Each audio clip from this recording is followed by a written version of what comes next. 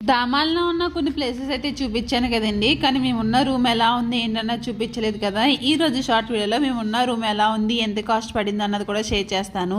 మేమైతే కృష్ణా హోటల్ అయితే తీసుకున్నామండి. ఇదైతే సెకండ్ ఫ్లోర్లో అయితే మాకు రూమ్ అయితే ఇచ్చారనమాట. దీనికైతే లిఫ్ట్ అయితే లేదు. మనకి ఎంత లగేజ్ ఉన్నా సరే మనకి మెట్లంతా తీసుకురావడమే.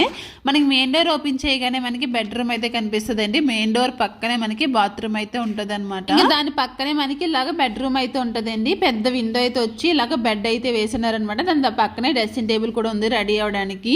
మనకి ఎక్స్ట్రా బెడ్స్ కూడా ఇచ్చారండి. పిల్లలు ఉన్నారని చెప్పేసి ఎక్స్ట్రా బెడ్స్ ఇంకా పిల్లోస్ అయితే ఇచ్చారనమాట. దీని పక్కనే ఒక టేబుల్ వచ్చి చైర్స్ కూడా ఉన్నాయి.